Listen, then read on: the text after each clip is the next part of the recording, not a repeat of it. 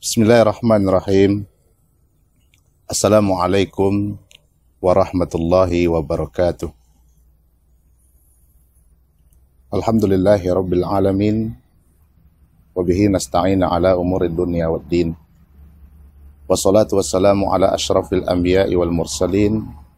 Wa ala alihi wa ashabihi rasulillahi ajma'in. Pertama sekali mari kita bersyukur kepada Allah Subhanahu wa taala atas segala limpah rahmat dan karunia yang telah Allah berikan kepada kita semua. Mudah-mudahan segala rahmat dan nikmat yang Allah curahkan kepada kita dapat kiranya kita pergunakan untuk berubudiyah kepada Allah Subhanahu wa taala. Salawat dan salam buat arwah junjungan alam Nabi Muhammad Rasulullah sallallahu alaihi wasallam. Allahumma salli ala sayyidina Muhammad wa ala ali sayyidina Muhammad. Kaum muslimin wal muslimat, shaimin wa shaimat, rahimakumullah. Dalam sebuah riwayat, pernah suatu ketika sahabat bertanya kepada Rasulullah sallallahu alaihi wasallam, "Ayyu mali khairat takhaznahu?" Faqala. Kata sahabat kepada Rasulullah sallallahu alaihi wasallam, "Ya Rasulullah, apakah harta yang paling mulia di sisi Allah Subhanahu wa taala?" Maka dalam pertemuan kajian kali ini kita akan mengedepankan sebuah tema, ada 3 harta yang mulia di sisi Allah Subhanahu wa taala. Adapun harta yang mulia di sisi Allah Subhanahu wa taala, kata baginda Rasulullah sallallahu alaihi wasallam, dia bukanlah berupa materi. Mungkin selama ini kita mengira bahwasanya harta itu adalah berupa materi semata, atau pada saat kita berbicara masalah harta yang terbayang oleh kita adalah materi. Harta itu adalah berupa uang, harta itu adalah berupa emas, berlian, intan, dan perak. Betul, itu semua adalah harta di sisi Allah Subhanahu wa taala. Akan tetapi ada harta yang paling mulia di mata Allah Subhanahu wa taala, dia bukan berupa emas, dia bukan berupa intan, dia bukanlah perak dan berlian. Akan tetapi kata baginda Rasulullah sallallahu alaihi wasallam, adapun harta yang mulia di sisi Allah dalam riwayat yang satu ini yang diriwayatkan oleh At-Tirmizi, yang pertama kata Rasulullah sallallahu alaihi wasallam, afdaluhu lisanan zakira. Adapun harta yang mulia di sisi Allah Subhanahu wa taala adalah lisanan zakira, lidah yang senantiasa berzikir kepada Allah Subhanahu wa taala. Kita dikasih lidah oleh Allah Subhanahu wa taala, kemudian lidah tersebut kita pergunakan untuk mengingat Allah, untuk bertasbih memuji Allah, untuk bertasbih mensucikan Allah Subhanahu wa taala, mengagungkan Allah dan mengesahkan Allah Subhanahu wa taala. Pada saat kita dikasih lidah oleh Allah, kemudian kita mampu mempergunakan lidah tersebut untuk berzikir kepada Allah, maka itulah harta yang mulia di mata Allah Subhanahu wa taala. Kaum muslimin wal muslimat, rahimakumullah. Bahkan dalam riwayat lain kata baginda Rasulullah sallallahu alaihi wasallam, bahwasanya kata Rasulullah sallallahu alaihi wasallam, perumpamaan orang yang berzikir kepada Allah Subhanahu wa taala dengan orang yang tidak mau mengingat Allah, dengan orang yang tidak mau berzikir kepada Allah Subhanahu wa taala, itu bagaikan antara orang yang hidup dengan orang yang mati, kata Rasulullah sallallahu alaihi wasallam. Orang yang mau berzikir kepada Allah, yang mempergunakan lidahnya untuk berzikir kepada Allah, maka itu adalah orang yang hidup di sisi Allah Subhanahu wa taala. Akan tetapi perlu kita pahami, orang yang enggan berzikir kepada Allah Subhanahu wa taala, sesungguhnya orang itu pada hakikatnya adalah mati di mata Allah walaupun dia hidup. Nauzubillahi min zalik. Apakah ada bahasa yang lebih tegas daripada ini, jamaah sekalian rahmati Allah? Kita masih hidup akan tetapi sudah dianggap mati oleh Allah karena kita tidak mau berzikir kepada Allah Subhanahu wa taala. Bahkan dalam Al-Quranul Karim, kata Allah Subhanahu wa Ta'ala, orang yang enggan berzikir kepada Allah, orang yang tidak mau mengingat Allah Subhanahu wa Ta'ala, akan diberikan kehidupan yang sempit oleh Allah, akan dibangkit di hari kiamat oleh Allah Subhanahu wa Ta'ala dalam keadaan buta. Wa man a'rada an zikri fa inna lahu ma'isyatan donka wa nahsyuruhu yaumal qiyamati a'ma. Siapa yang berpaling untuk mengingat Allah Subhanahu wa Ta'ala, ayu Al-Quran, salah satu zikir adalah Al-Quranul Karim, maka Allah Subhanahu wa Ta'ala akan memberikan kehidupan yang sempit kepada orang tersebut dan akan dibangkit mereka oleh Allah Subhanahu wa Ta'ala di hari kiamat dalam keadaan buta. Na'udzubillah summa na'udzubillahi min zalik. Kaum muslimin wal muslimat, so'imin wa so'imat, sidang jamaah rahimakumullah. Ini adalah harta yang pertama yang mulia di sisi Allah Subhanahu wa Ta'ala. Mungkin kita tidak punya emas, mungkin kita tidak punya berlian, mungkin kita tidak punya kebun yang luas, akan tetapi seluruhnya kita, semuanya kita dikasih oleh Allah harta yang satu ini, yakninya lidah. Maka pergunakanlah lidah untuk selalu berzikir kepada Allah Subhanahu wa Ta'ala. Jangan sampai kita sibuk dengan dunia sehingga lupa kita mengingat Allah Subhanahu wa Ta'ala. Terkadang terhijab hati kita untuk berzikir kepada Allah. Lebih sering kita mengingat dunia, menyebut-nyebut dunia ketimbang Allah Subhanahu wa Ta'ala. Kaum muslimin wal muslimat sidang jamaah rahimakumullah. Secara cepat, karena waktu yang relatif singkat. Yang kedua, kata baginda Rasulullah sallallahu alaihi wasallam, harta yang mulia di sisi Allah Subhanahu wa Ta'ala dia bukan berupa emas dan berlian. Akan tetapi kata Rasulullah sallallahu alaihi wasallam dalam riwayat yang satu ini, wa qalban syakira, hati yang senantiasa bersyukur kepada Allah Subhanahu wa Ta'ala. Yang pertama adalah lisanan zakira, lisan atau lidah yang selalu berzikir kepada Allah. Yang kedua kata baginda Rasulullah sallallahu alaihi wasallam, wa qalban syakira, hati yang selalu bersyukur kepada Allah Subhanahu wa Ta'ala. Lawan dari syukur adalah kufur. Bagaimana ganjaran dari Allah Subhanahu wa Ta'ala, balasan dari Allah Subhanahu wa Ta'ala kepada orang yang mau bersyukur? Sering kita mendengar para asatiz kita, para muballigh kita, para da'i wa da'iyah kita menyampaikan kepada kita kalamullah Subhanahu wa Ta'ala. Apa kata Allah Subhanahu wa Ta'ala? La in syakartum la azidannakum wa la in kafartum inna azabi lasyadid. Sekiranya engkau bersyukur atas nikmat-nikmat yang diberikan oleh Allah kepadamu, maka akan Allah tambah nikmat tersebut. Ditambah di sini menurut ahli mufassir ada dua. Yang pertama dari segi jumlah akan ditambah oleh Allah Subhanahu wa Ta'ala.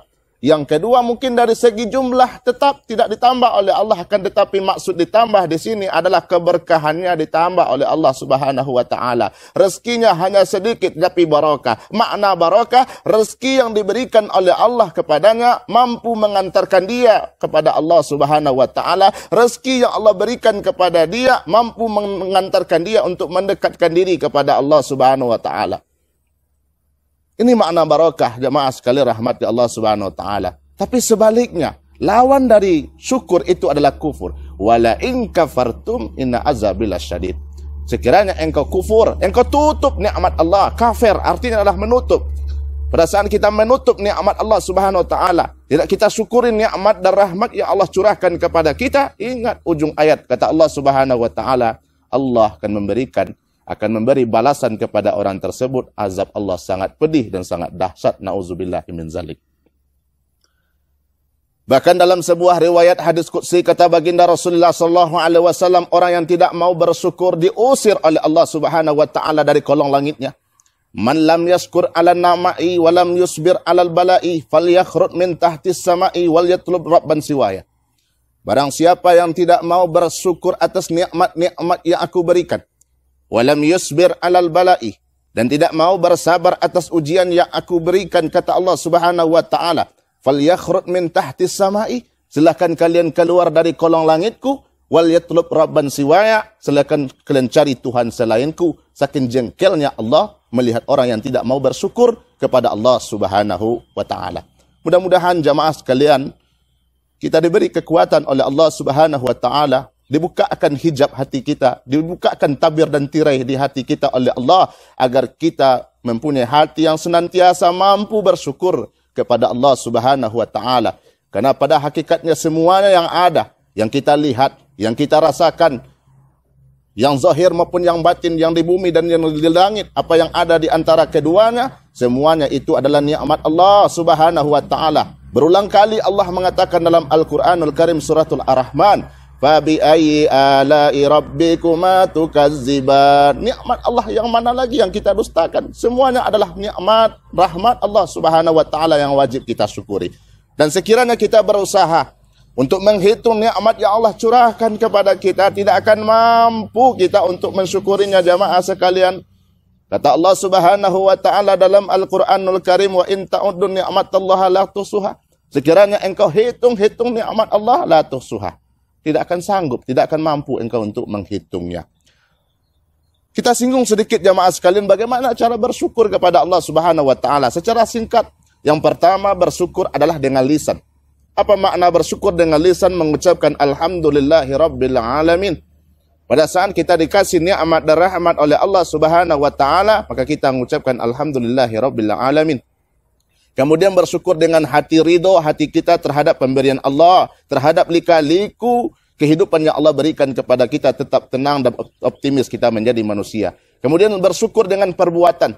Bagaimana cara bersyukur dengan perbuatan? Saat kita dikasih mata oleh Allah, pergunakan mata yang Allah kasih kepada engkau untuk melihat ayat-ayat Allah, untuk melihat tanda-tanda kebesaran Allah. Dikasih telinga oleh Allah, pergunakan untuk mendengar asma Allah, untuk mendengar seruan Allah. Dikasih lidah, maka engkau ucapkanlah ucapan yang baik, yang diridhoi oleh Allah. Dikasih hidup dan kehidupan, pergunakan hidup dan kehidupan yang Allah berikan kepada kita untuk berubudiyah kepada Allah. Itu makna syukur dengan af'al.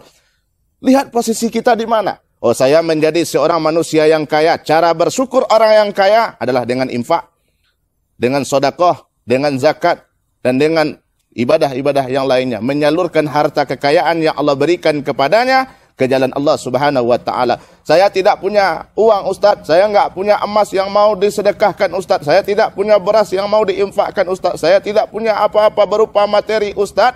Maka cara bersyukur engkau adalah sabar. Cara bersyukur orang yang kaya menyalurkan kekayaannya di jalan Allah. Cara bersyukur orang yang tidak kaya atau orang yang tidak mampu, maka cara bersyukurnya adalah bersabar atas ujian yang diberikan oleh Allah Subhanahu wa taala. Engkau dikasih kekuasaan oleh Allah Subhanahu wa taala. Cara bersyukur orang yang dikasih kekuasaan, maka pergunakan kekuasaan yang diberikan oleh Allah kepadamu untuk menolong agama Allah Subhanahu wa taala. Dikasih kekuasaan oleh Allah, engkau pergunakan kekuasaan itu untuk menolong agama Allah, untuk meninggikan agama Allah Subhanahu wa taala. Jangan dijadikan kekuasaan untuk memperkaya diri, untuk sombong kepada Allah Subhanahu wa taala. Kaum muslimin wal muslimat sidang jamaah rahimakumullah. Yang terakhir, harta yang mulia, kata baginda Rasulullah sallallahu alaihi wasallam, wa zaujatun mu'minatun tu'inuhu ala imanihi. Istri yang soleha yang senantiasa menolong iman suaminya. Istri yang soleha yang senantiasa menolong iman suaminya. Kita paham jamaah sekalian bahwasanya pasangan suami istri di dalam mengarungi rumah tangga mesti saling merangkul bukan memukul. Saling mengajak bukan mengejek, saling mengisi dan mengingatkan. Apabila kalimat saling ini kita terapkan dalam berumah tangga, tidak menutup kemungkinan jamaah sekalian, kita ini sangat banyak kekurangan. Baik kita selaku suami, mungkin suami ketiduran, maka istrilah yang membangunkannya. Mungkin begitu juga sebaliknya. Mungkin ada kekurangan dan kelalaian istri kita, maka suamilah yang mengingatkannya. Karena kata Allah Subhanahu wa taala, bahwasanya suami itu adalah pakaian bagi seorang istri, dan istri adalah pakaian bagi seorang suami. Hakikat sebuah pakaian adalah untuk menutupi kekurangan yang ada pada diri kita masing-masing. Mungkin ada kekurangan suami, istri ya melengkapinya. Mungkin ada kekurangan istri, suamilah yang melengkapinya. Dengan adanya saling menutupi, saling merangkul bukan memukul, saling mengajak bukan mengejek, saling mengisi, saling pengertian, saling mengasihi, saling menyayangi karena Allah Subhanahu wa taala, maka itu adalah merupakan nikmat yang mulia di mata Allah Subhanahu wa taala. Kaum muslimin wal muslimat, shaimin wa shaimat rahimakumullah. Inilah kajian kita dalam pertemuan kali ini tiga harta yang mulia di sisi Allah Subhanahu wa taala. Yang pertama adalah lisan yang senantiasa berzikir kepada Allah. Yang kedua, hati yang selalu bersyukur kepada Allah Subhanahu wa taala. Yang ketiga, pasangan hidup yang soleh dan solehah yang diberikan oleh Allah Subhanahu wa taala. Semoga ada manfaatnya. Terima kasih atas segala perhatian. Mohon dimaafkan atas segala kekurangan. Subhanaka Allahumma wa bihamdika asyhadu an la ilaha illa anta nastaghfiruka wa natubu ilaik. Wassalamualaikum warahmatullahi wabarakatuh.